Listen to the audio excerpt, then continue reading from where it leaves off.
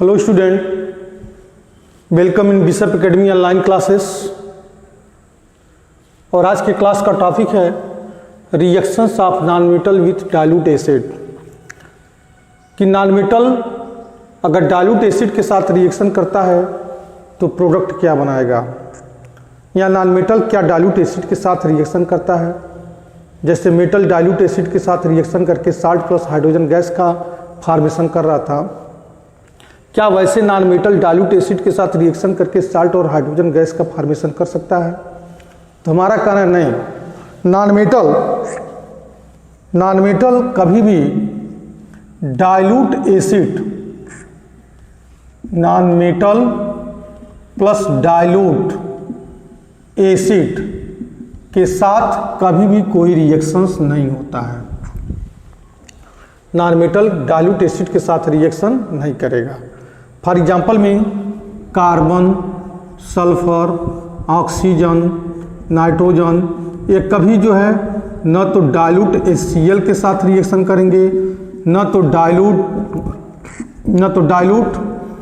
H2SO4 के साथ reaction करेंगे, नहीं तो कभी सल्फर न तो डाइल्यूट HCl के साथ रिएक्शन करेगा। समझ में आ रही है ना बात? न तो कार्बन कभी भी डाइल्यूट एसिड के साथ रिएक्शन करेगा, मतलब ये भी डाइल्यूट HCl के साथ रिएक्शन करके प्रोडक्ट नहीं बनाता है। बस इतना ही नहीं, सारे नॉन मेटल की बात हम कर रहे हैं। सारे नॉन मेटल कभी भी डाइल्यूट एसिड के साथ रिएक्शन करके साल्ट और हाइड्रोजन गैस की फॉर्मेशन नहीं करते हैं। ठीक है, इसके पहले वाले हम केमिकल प्रॉपर्टी ऑफ मेटल बता रहे थे, तो उसमें हमने बताया होगा कि मेटल जो है जबकि डाइल्यूट सल्फ्यूरिक एसिड हो के साथ रिएक्शन करके MgSO4, suppose that metal magnesium है तो MgSO4 plus di hydrogen gas बना रहा, मतलब साल्ट प्लस हाइड्रोजन गैस बना रहा था। या सोडियम मेटल है तो सोडियम भी डाइल्यूट HCl के साथ रिएक्शन करके साल्ट प्लस हाइड्रोजन गैस का फॉर्मेशन कर रहा था, लेकिन इस टाइप का रिएक्शन हमको इसमें देखने को नहीं मिलता है। आखिर रीजन क्या है कि ये रिएक्शन नहीं करते हैं? तो अब जान रहे हैं कि पहले हम इसका मैकेनिज्म देखें। और आपको जानकारी होनी चाहिए कि जितने भी मेटल्स हैं इलेक्ट्रॉन डोनर होते हैं, चाहे वो सोडियम हो, पोटेशियम हो, मैग्नीशियम हो, कैल्शियम हो, आयरन हो, अल्मुनियम हो, ये सब इलेक्ट्रॉन डोनर होते हैं। कैसे कि यह इलेक्ट्रॉन को डोनेट करते हैं कहाँ से? अपने बैलेंस सेल से। जैसे सोडियम का एटॉमिक नंबर 11 है, पोटेशियम का 19 है, मैग्नीशियम का 12 है, कैल्शियम का 20 है, आयरन का 26 है, अल्मुनियम का 30 है। तो सोडियम का इलेक्ट्रॉनिक कॉन्फिगरेशन 281 हो जाएगा, पोटेशियम का 2881 हो जाएगा, मैग्नीशियम का 282 हो जाएगा, कैल्शियम का 2882 हो जाएगा, आयरन का 28142 हो जाएगा, अल्मुनियम का 283 हो जाएगा। तो जो इनके बैलेंस सेल्स में नंबर ऑफ इलेक्ट्रॉन प्रेजेंस होते हैं, वह इलेक्ट्रॉन को डोनेट करके अपना इलेक्ट्रॉनिक कॉन्फिगरेशंस इनर्ट गैस के समान बनाना चाहते हैं। जैसे मान लीजिए सोडियम अगर एक डोनेट कर दे, सोडियम जो है डोनेट अगर 1 इलेक्ट्रॉन डोनेट कर दे तो सोडियम पे चार्ज क्या हो जाएगा? Na पे प्लस चार्ज। और इस कंडीशन में इसका इलेक्ट्रॉनिक कॉन्फिगरेशन किसके समान हो जाएगा? नियान के समान, क्योंकि नियान का एटॉमिक नंबर 10 होता है, इलेक्ट्रॉनिक कॉन्फिगरेशन 28 होता है। पोटेशियम का देख लीजिए, पोटेशियम की बात करेंगे तो पोटेशियम भी एक इलेक्ट्रॉन डोनेट कर सकता है अपने बैलेंस सेल से, और उसका इलेक्ट्रॉनिक कॉन्फिगरेशन कितना हो जाएगा? 288 हो जाएगा। और इसका स्ट्रक्चर हो जाएगा आर्गन के समान। किसके समान स्ट्रक्चर हो जाएगा? आर्गन के समान। कब? जब वह 1 डोनेट करेगा तो पोटेशियम पे +1 चार्ज हो जाएगा और इसका electronic configuration as like argon के तरीके से हो जाएगा। मैग्नीशियम 2 डोनेट कर सकता है क्योंकि बैलेंस सेल्स में इसके इलेक्ट्रॉन 2 हैं, तो मैग्नीशियम पे चार्ज कितना हो जाएगा? +2 का। और इस टाइप से इसका इलेक्ट्रॉनिक कन्फ्यूजन किसके समान हो जाएगा, नियान के समान हो जाएगा। कैल्शियम के बैलेंस सेल्स में 2 इलेक्ट्रॉन हैं, तो कैल्शियम 2 इलेक्ट्रॉन डोनेट करेगा तो कैल्शियम पे +2 चार्ज लिखा जाएगा।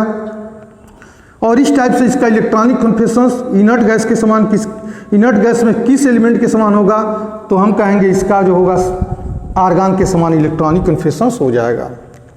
ठीक है, तो इस टाइप से जो है मेटल की टेंडेंसी होती है इलेक्ट्रॉन को डोनेट करने के लिए, जबकि अब इलेक्ट्रॉन को डोनेट करके वह अपना इलेक्ट्रॉन को डोनेट करके वह अपना इलेक्ट्रॉनिक कन्फेक्शंस इनर्ट गैस के समान बनाना चाहता है। ऐसे नॉन मेटल हुआ, नॉन मेटल में मान लीजिए कार्बन है, सल्फर है, नाइट्रोजन है, फास्फोरस है, ये सब नॉन मेटल हैं। और कार्बन का एटॉमिक नंबर 6 है, इलेक्ट्रॉनिक कन्फेक्शंस 24 है। सल्फर का एटॉमिक नंबर 16 है, इलेक्ट्रॉनिक कन्फेक्शंस 286 है।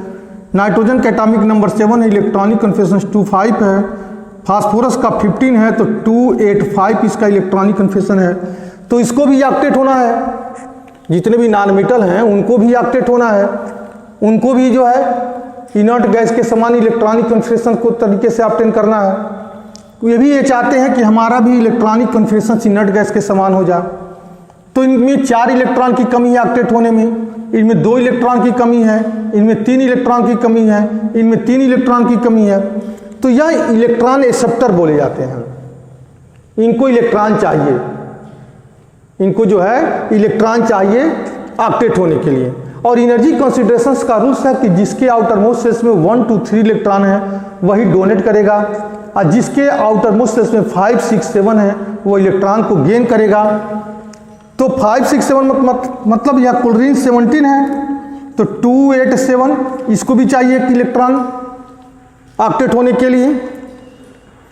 तो अगर इसको 1 इलेक्ट्रॉन मिल जाए, इसको अगर 1 इलेक्ट्रॉन मिल जाए तो इसका स्ट्रक्चर कैसा हो जाएगा, Cl पर माइनस चार्ज, और इसका इलेक्ट्रॉनिक कन्फेक्शंस आर्गन के समान हो जाएगा, क्योंकि आर्गन का एटॉमिक नंबर कितना है 18 है, तो 288 हुआ। इसको 3 मिल जाए तो भी जो है फास्फोरस पे -3 चार्ज हो जाएगा, और इसका इलेक्ट्रॉनिक कन्फेक्शंस आर्गन के समान इसका भी हो जाएगा।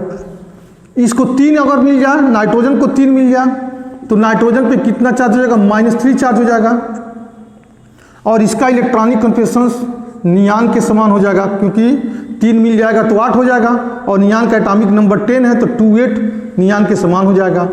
इसको अगर 2 मिल जाए तो सल्फर पे -2 चार्ज, और इसका इलेक्ट्रॉनिक कन्फेक्शन किसके समान हो जाएगा, आर्गन के समान हो जाएगा। तो यह इलेक्ट्रॉन एक्सेप्टर है, इलेक्ट्रॉन इनको चाहिए ऑक्टेट होने के लिए, जबकि मेटल को इलेक्ट्रॉन नहीं चाहिए ऑक्टेट होने के लिए, मेटल इलेक्ट्रॉन डोनेट करता है। अब यह रह गई बात कि नॉन मेटल रिएक्शन क्यों नहीं कर रहा है डाइल्यूट सल्फ्यूरिक एसिड के साथ, तो हम जान रहे हैं कि कार्बन नॉन मेटल है, और इस रिएक्शन को स्टार्ट करने के लिए हाइड्रोजन को यहाँ से इसके कंपाउंड से हटाने के लिए इसको इलेक्ट्रॉन चाहिए, हाइड्रोजन को इलेक्ट्रॉन चाहिए। जैसे मान लीजिए Mg प्लस डाइल्यूट H2SO4 है, तो इसका मैकेनिज्म देखते हैं, तो H2SO4 ब्रेक होता है 2H पर प्लस चार्ज एंड सल्फेट पर -2 चार्ज। और मैग्नीशियम की टेंडेंसी क्या है, इलेक्ट्रॉन डोनेट करने के लिए 2 इलेक्ट्रॉन डोनेट कर दिया तो Mg पे +2 चार्ज हो जाएगा। अब इसी इलेक्ट्रॉन को, जो ये इलेक्ट्रॉन है, इसी इलेक्ट्रॉन को हाइड्रोजन का आयंस गेन करेगा, तो 2H पर plus charge take 2 electron change into the hydrogen gas. ठीक है, तो मैग्नीशियम के इलेक्ट्रॉन को कौन लिया, हाइड्रोजन का आयंस लिया, और हाइड्रोजन का आयंस इलेक्ट्रॉन को लेकर के हाइड्रोजन गैस में चेंज हो गया। लेकिन इसमें क्या है कि खुद कार्बन, सल्फर, ऑक्सीजन और नाइट्रोजन के पास इलेक्ट्रॉन का मॉलिक्यूल्स, अभी इलेक्ट्रॉन चाहिए, इलेक्ट्रॉन इसको चाहिए, इसको इलेक्ट्रॉन चाहिए, किस लिए, ऑक्टेट होने के लिए। तो यह डोनेट कहां से करेगा, अगर इसको इलेक्ट्रॉन चाहिए तो यह इलेक्ट्रॉन अपना गेन करेगा कि इलेक्ट्रॉन डोनेट करेगा। जब इलेक्ट्रॉन ये डोनेट करेगा तभी तो हाइड्रोजन इसके अपने सॉल्यूशन से बाहर की तरफ भागेगा। तो जब यह खुद का इलेक्ट्रॉन डिफिशिएंट मॉलिक्यूल है तो हाइड्रोजन को इलेक्ट्रॉन कहां से देगा। इसलिए जितने भी नॉन मेटल हैं वह डाइल्यूट एसिड के साथ रिएक्शन नहीं करते हैं। That clear. अब नेक्स्ट टॉपिक है reactions of non metal with salt solution.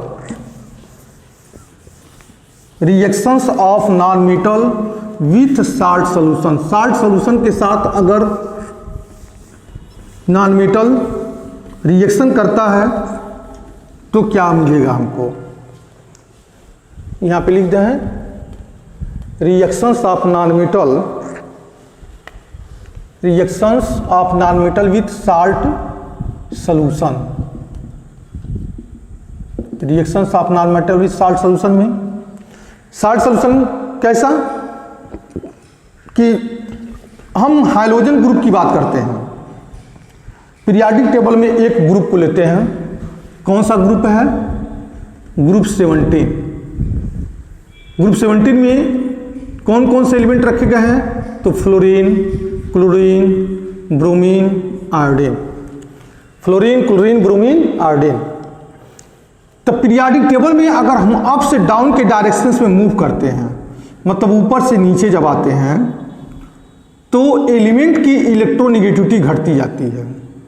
जैसे फ्लोरीन की इलेक्ट्रोनेगेटिविटी है 4.0, क्लोरीन की इलेक्ट्रोनेगेटिविटी है 3.5, ब्रोमीन की इलेक्ट्रोनेगेटिविटी होती है 3.0, वही केस आयोडीन में भी होता है 3.0 लगभग।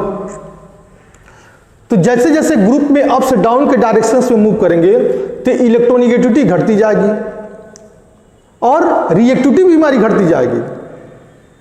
इलेक्ट्रोनेगेटिविटी घटती जाएगी तो इसकी रिएक्टिविटी भी घटती जाएगी। या तो मतलब फ्लोरीन मोर रिएक्टिव होगा क्लोरीन के कंपेरिजन में, क्लोरीन मोर रिएक्टिव होगा ब्रोमीन के कंपेरिजन में, और ब्रोमीन मोर रिएक्टिव होगा आयोडीन के कंपेरिजन में।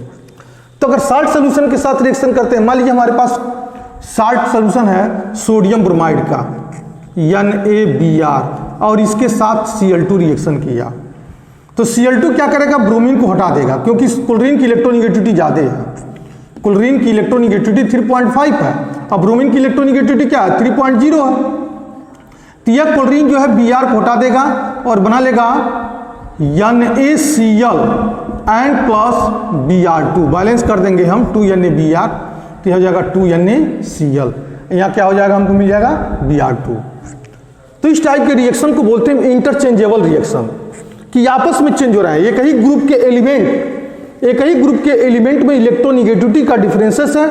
जो हाईली रिएक्टिव नॉन मेटल्स है वो मोर रिएक्टिव है, और जिसकी इलेक्ट्रोनेगेटिविटी कम है उसकी इलेक्ट्रोनेगेटिविटी कम है तो उसकी रिएक्टिविटी भी कम है।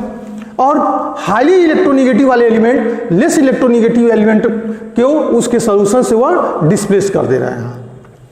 जैसे मान लीजिए हमारे पास है NaCl, यहाँ सोडियम, इसको देख लें आयोडीन को, हमारे पास 2Na है, 2Na एंड प्लस Cl2 है, तो क्या करेगा, Cl को हटाएगा तो हो जाएगा 2NaCl प्लस I2। मतलब क्लोरीन की इलेक्ट्रोनेगेटिविटी ज़्यादा थी तो क्लोरीन ने आयोडीन को डिस्प्लेस कर दिया और इसके पोजीशन को ऑक्युपाई करके क्या बना दिया, 2NaCl प्लस I2। मतलब I2 की इलेक्ट्रोनेगेटिविटी कम थी तो I2 को डिस्प्लेस कर दिया, कौन, क्लोरीन डिस्प्लेस कर दिया। और क्लोरीन की इलेक्ट्रोनेगेटिविटी ज़्यादा है तो क्लोरीन स्वयं जो है सोडियम के साथ कॉम्बिनेशन करके प्रोडक्ट बना दिया। तो इस टाइप के रिएक्शन को बोलते हैं reactions of non metal with salt solution. And this type